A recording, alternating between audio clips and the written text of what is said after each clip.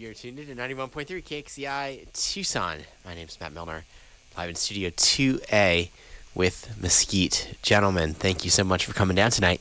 Thanks for having us. Appreciate it.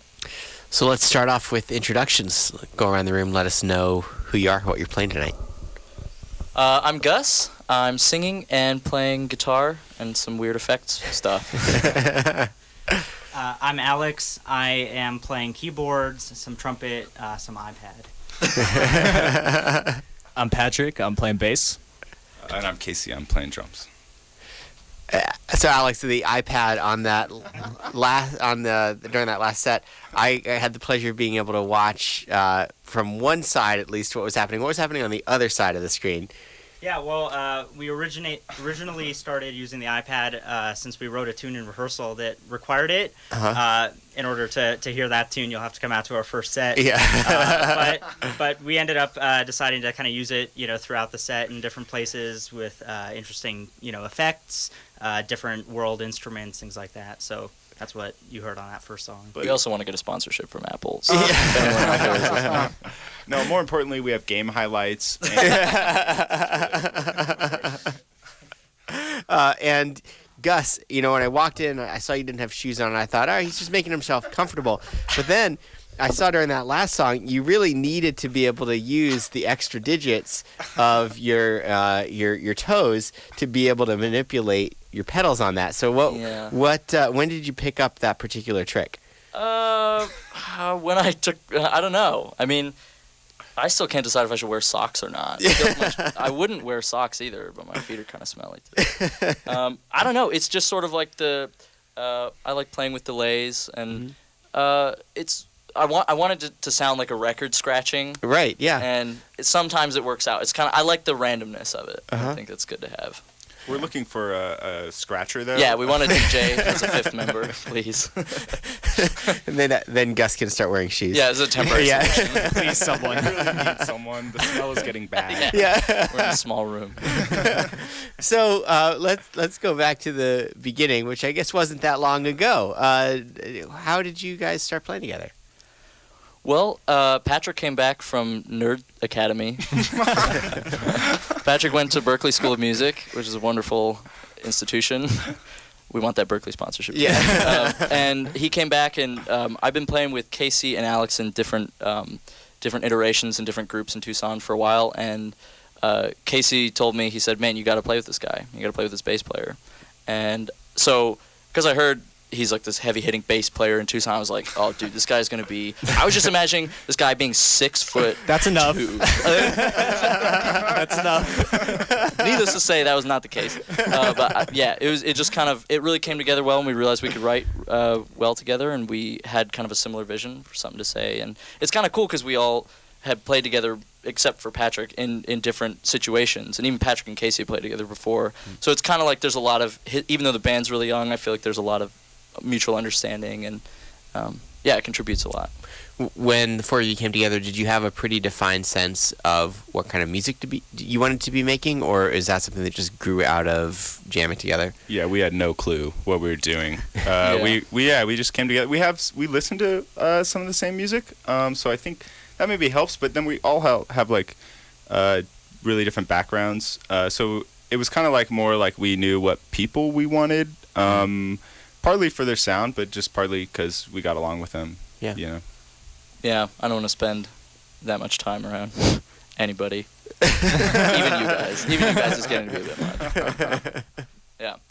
Yeah, I mean, we kind of just got together and started doing improvised stuff. And I mean, at the beginning, we weren't sure what kind of group it was going to be, whether it was going to be more like just an improvised thing. And then we found ourselves kind of writing ideas, and everyone was really interested in doing it a little more structured. So I think it kind of grew out of that. That's partly why our marketing is so bad. We're also called Mesquite, and we play jazz at like Congress and Maynard. That might be confusing to some people. Yeah, let them be confused. Yeah. And tip well.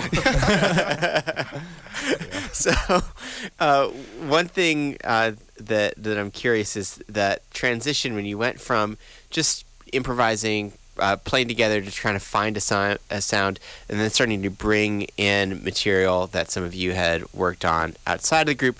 How did you start to incorporate material that at least had been written in a kind of nascent seed form into the structure that you'd started to work through as an improvised group? It was super organic. A lot of it, like, someone will bring in a riff and it's like, I've been sitting on this for 5 years. What do we do with it? And then, I don't know, everyone here is so good that they're like, oh, what if we did this? What if we tried this? And like, everyone has big ears and good ideas. So it just kind of like worked itself out. There wasn't really, I mean, of course, like writing's a process and all that stuff, but like it was pretty easy. Yeah, surprisingly easy. We're also kind of, we back up some other groups in town as well, or other like front people in town. And we're doing another record with Ray Murph from Street Blues, and that one is like we go into the studio and completely write everything from scratch. And I think that's been a really cool experience because before with the Mesquite we did take a lot of time arranging and working on it, but then with those it's like we have to write them on the spot and record them, and so it's been cool seeing like, wow, this group really we can write and record really quickly. There's like a really fast turnover, so it's nice. I think that is because we play together in different iterations, like just learning how the other person thinks and their strong points. I definitely like, there's certain things where I kind of am learning to trust these guys in writing wise, and they'll take it in a direction that I know will end up I'll usually like, right? Usually. They'll complain about it beforehand. We also come into rehearsal sometimes. We created a Dropbox folder called the Dump, where we would just, throw up like 8 bars of, music that we had, and then we'd take it into rehearsal, come up with, what does the rest of this song look like? Should we scrap it? Should we develop it out? And I think we'd really just like work together to develop, what these songs ultimately, turned out to be. Yeah. So we'll talk more about the show during our next step, but let's do the quick tease. So what do you have coming up this weekend? This weekend, we're super excited because it's our first actual show. I mean, this is technically the first like public thing, which we're really grateful for. And the point of this is to promote this show on Saturday, which is a benefit for ProNet. And at this point, because I am not well educated enough to talk about this, I will pass it over to Casey, who is our liaison for ProNet. Go for it. Go for it, Casey. That is a big. ProNet. Well, we originally approached Mariposas Sin Fronteras, just because I've worked them. Well, actually, 3/4 of the band has worked with them through Vox Urbana, and we love what they do, and we love how big a part of a community they are. And we went to them, and they recommended us doing this fundraiser for ProNet.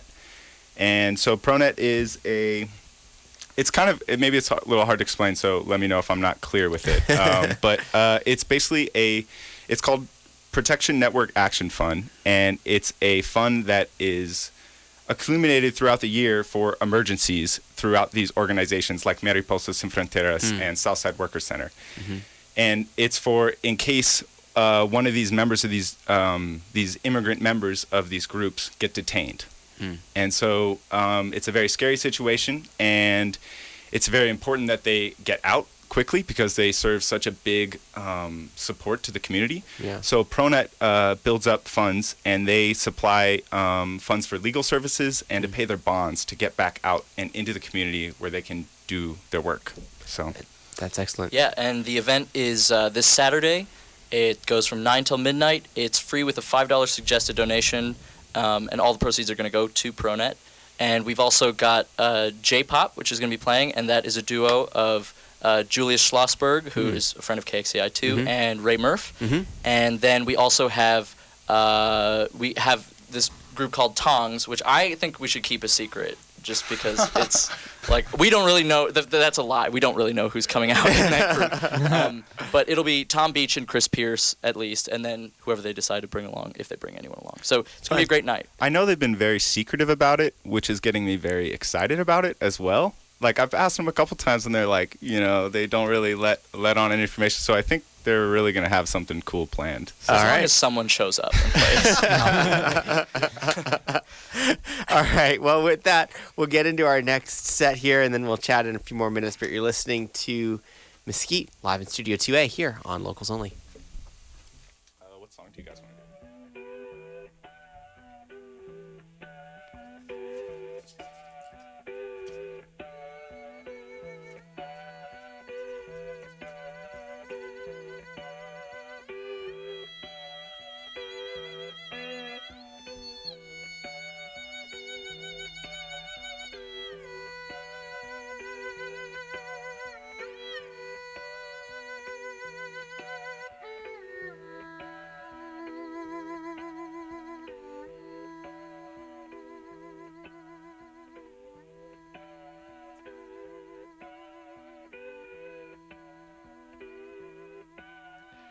Walking like a spell, she cast herself upon the mountainside.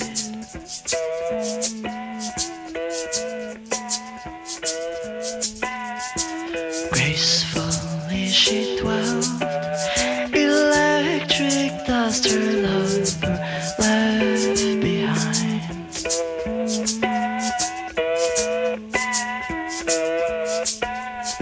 Sky spilled into earth, transmuted, arcing, frozen in defiance.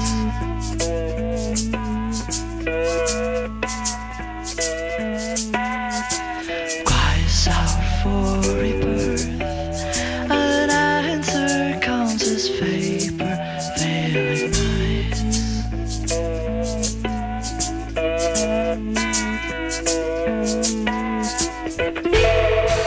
Eyes of white, open wide, one spark fly, blinding light, satisfies one desire. Like a spell, and thirsted into glass on thunder wind.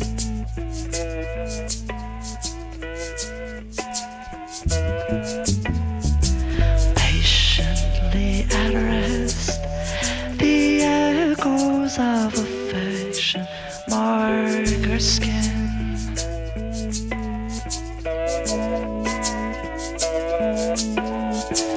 Lost magnetic trance, alchemical and starlit, she reflects.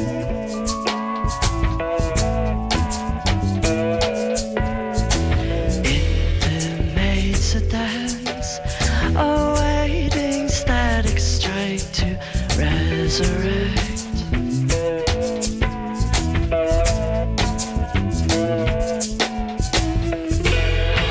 Eyes of white, seven wide, one spark fly, blinding light, satisfies one desire. Eyes of white, open wide, one spark fly, blinding light, satisfies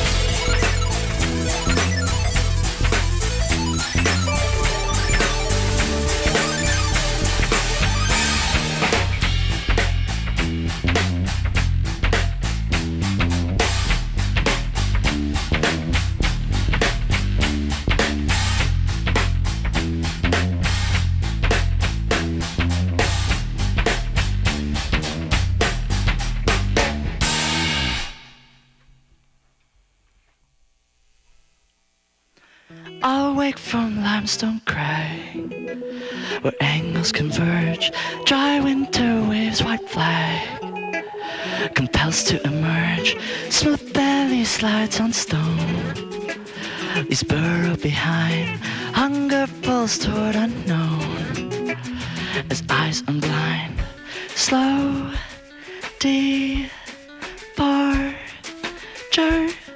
lowly rapture.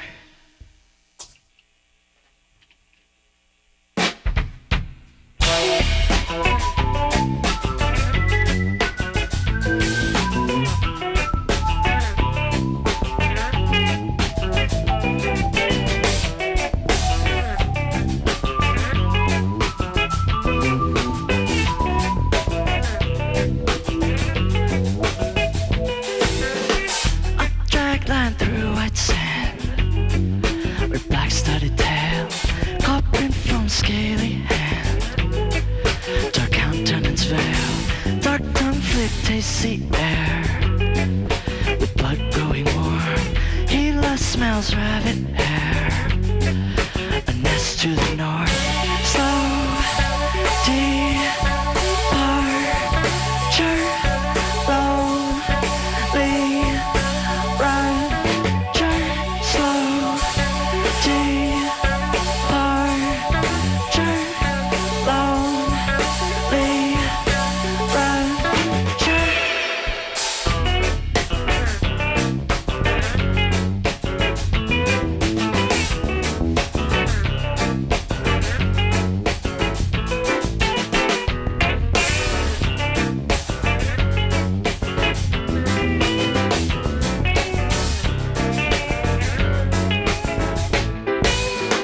Sundown sets purple fire from hillside to ridge. Square jaw has slick desire, and tongue doesn't twitch. She's filled with owl stare and coyote creek. Safe back in limestone there, the monster asleep.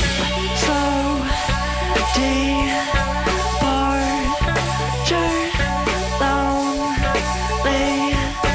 roger. Slow departure.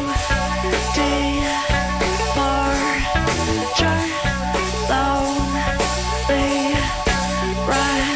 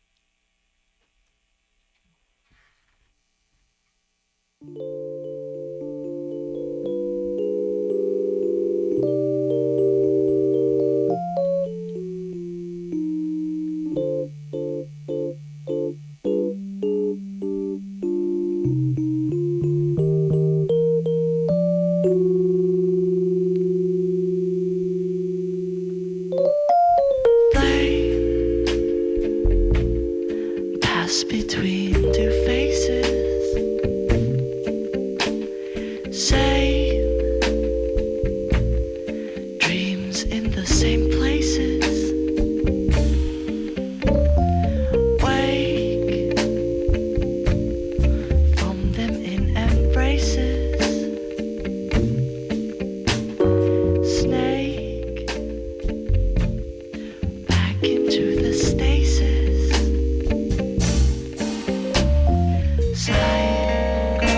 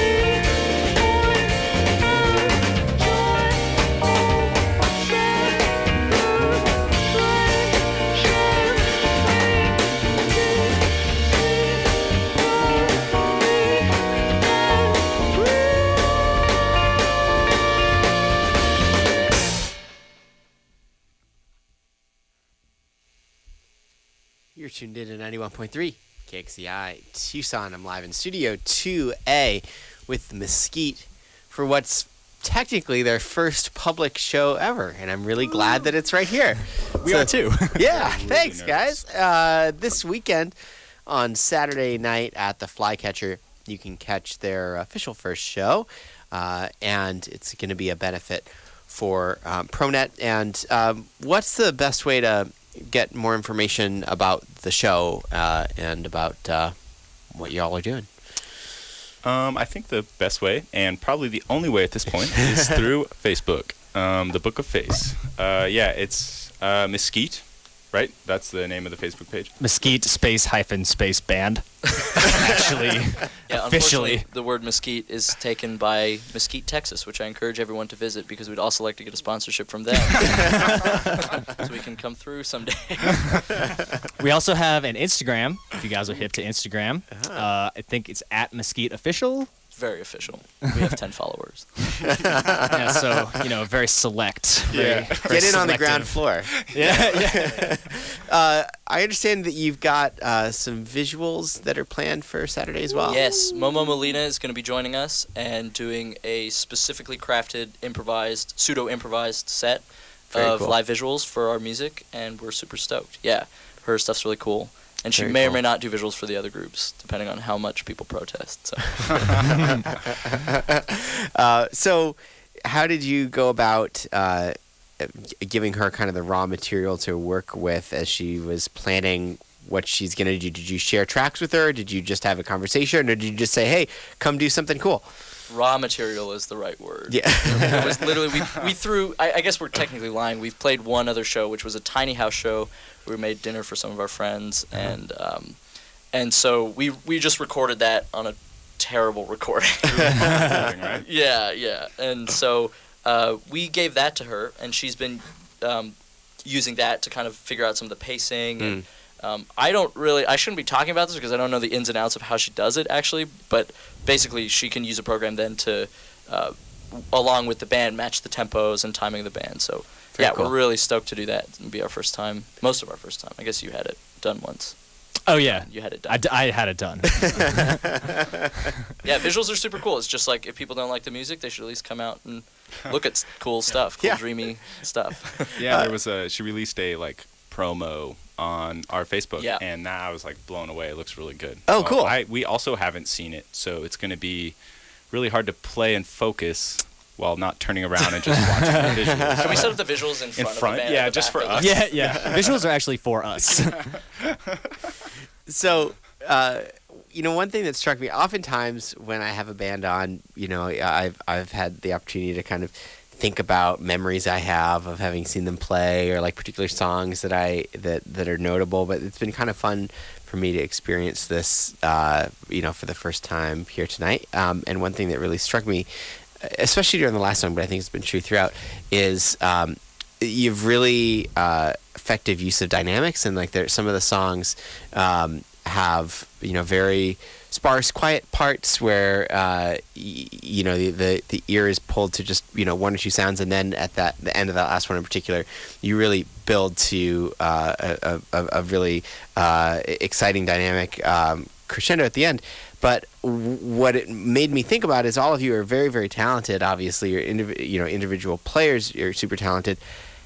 What is the editing process in a band like this? How do you, when you're all really strong players and you've got songs like that are just overflowing with great ideas, and always finding or exploring new ways to kind of to push your sound, is there a point in practice or in writing the songs when you have to step in and say, it's too much? All the time. Absolutely. So how does that happen? Tell me, who is there? One person who's the curmudgeon in the group, or do you just have a sixth Casey. sense? Look at No, you, just Casey. collectively. Definitely can. Although I will say there's this thing with Patrick that we've noticed, which is the Patrick slide. Oh, rehearsals. He starts off upright, with good posture, playing. He's got very good technique, and by the end, it's hard to describe this over radio, but basically Picture his a wrist. slug. Yeah, a slug. It's like sort of a pile of goo that slides down the couch. Well, Gus has this really comfortable couch, and after sitting on it for 3 hours, it's like you just sink into it. Yeah, I mean, that's more just a sign of tiredness. But yeah, Casey is really good about keeping things simple, which from a drummer I think is really special. Yeah. But I think too, I'm really grateful to play with these guys because there are no ego problems, which is really yourself. yeah, no, for real. It's really, really special because we can just be like, hey, I don't like that idea, and they're like, oh, okay, cool, let's do something else, Yeah. Whereas it's not always the case. Totally, yeah, and it's been building trust. I think that's what I was meaning to talk, or what I mentioned on before about the trust. Yeah, trusting the other person. If if you think it's really cool, but then I'm like, well, if they don't, then maybe I should take a second look at it, Revisit. and maybe it is dirty or maybe muddy or can be cleaned up in a different way or approached a different way. So Yeah. I think also, as Casey and Gus mentioned earlier, we all come from very different, musical backgrounds. We listen to different, artists, lots of the same as well. And so that kind of influences the sound, but also encourages that kind of trusting environment where, one of us will bring in an idea or bring in, something, and then we'll, all just kind of, we don't feel bad about saying, that's not really, something I'm digging, or maybe it is. And we all hop on that, train. And so it just kind of, it's trust, is really the center of all that. Yeah, totally. Building off of something you just said, Alex, about having different musical backgrounds, I'm curious, among the four of you, who has classical training, who has jazz training, and who's got some other musical background? We all learned off YouTube videos. Yeah. If you search the killing jazz piano licks Corey Henry won't teach you, that's what we all studied. No, I basically just learned at Guitar Center mostly. No, yeah, Gus was trained, and he studied classical guitar for a long time. He was in that world for a while, and he's just coming out of it. Alex, you were at the TGI, which is a jazz program in TJ. Actually, I don't even know what it is, but somehow he came out of that thing, and he can really play jazz. He's very into that style. Patrick, what's your background? I don't even know what your is. It just Jay Dilla tracks? I'm keeping it secret. Oh, it's a secret. Right, entertain yourselves at home while we figure this out. Yeah, just hip hop, R&B, jazz. I pretend to play jazz, but He's a very good jazz player. And yeah, I don't know what you did, Casey. Well, you're a classical guy too. Yeah, I went down. Yeah, I studied at the U of A. Did the whole classical line for a while, and then realized that there's not really many solo percussionists making that many money. You surprised me. No, I've always loved the drum set. I've always played that on the side, and so when I was kind of done with school, I just started doing this more and getting involved with the community. Just my friends and just playing bands and stuff. That's what it was. Yeah. Very How cool. about you, Matt? See, yeah. Well, I started in radio back in 2006. Oh God, don't tell me. Oh God. oh, 10,000 hours, man. Yeah, yeah, something like that. We were trying to convince him to play a tambourine on a track, but he kind of skipped out on the rehearsals. I did So- miss the rehearsal for that one. Now I Sorry, can't find it. I'm sorry. Yeah, I'll grab that trumpet. We'll give it a shot. So, all right. Once again, Saturday, Flycatcher. What time should 9 people come p.m. down? doors. Yeah. Okay. And first band is on 9:30, and it will not be running on Tucson time. Ah. This will be Mesquite time on time. Right. Ship shape. Right. We don't want people to be getting out of there later than midnight. So yeah, Okay, it'll be great. fun if you. Well, even if you have other things going on Saturday night, you should cancel them and come to our show. It's a great benefit. If you can't make it, I think we're going to post a link to donate to ProNet on our Yes. Facebook. So and Terrific. through their website. So if you can't go, you can still donate. Yep. Which would be cool. Excellent. Anything else on the horizon to tease before we get into our last track here? We are gonna hopefully. Well, we have some recording sessions planned for early March, kind of right after the show, and so ideally we're gonna be coming out with the first record with these songs and a couple more. So look for it 2020. Hopefully sometime in a couple months, 2 or 3 months, that'll be coming out. Yeah. Cool. I say that now. We'll laugh about that. Right. All right. So we're going to hear one more track from Mesquite here. Thanks for tuning in to Locals Only, 91.3 KXCI, Tucson. And once again, Mesquite is playing on Saturday at the Flycatcher. It's a benefit show for ProNet. And we'll be back with Locals Only next week at 8 o'clock, and we might squeeze in one more song after they play as well. So thanks for listening, everybody. Here's Thank Mesquite. you, Matt. Appreciate it. Yeah, thanks for having us.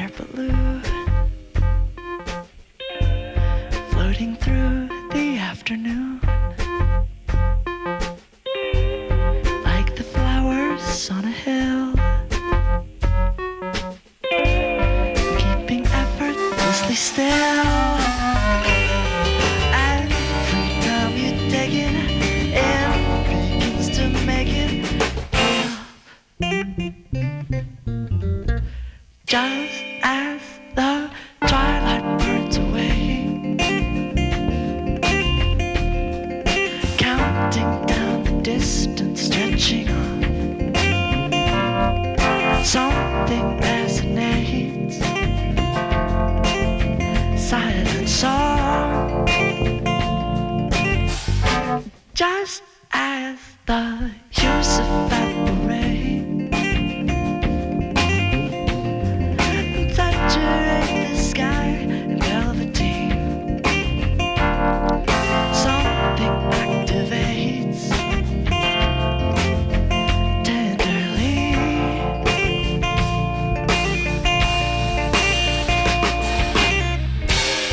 like a floating air balloon, drifting through the afternoon, like the flowers on a hill, keeping effortlessly still. Every time you take it, every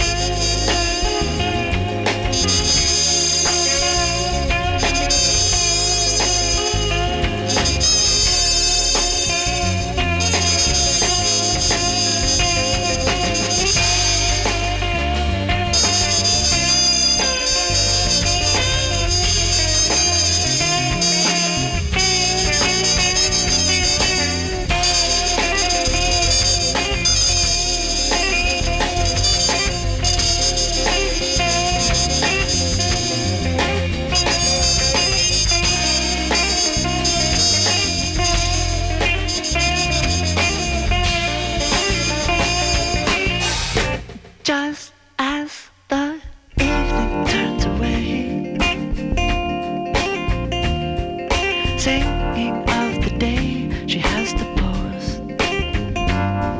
Something incubates. Breathing slow.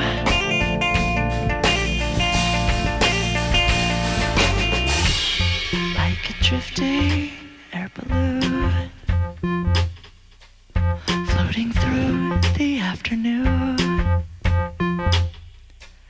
Like the flowers on a hill, keeping effortlessly still. Like a floating air balloon, drifting through the afternoon. Like the flowers on a hill, keeping effortlessly still. Every time you take it, it begins to make it. Every time you take it, it begins to make it. Oh,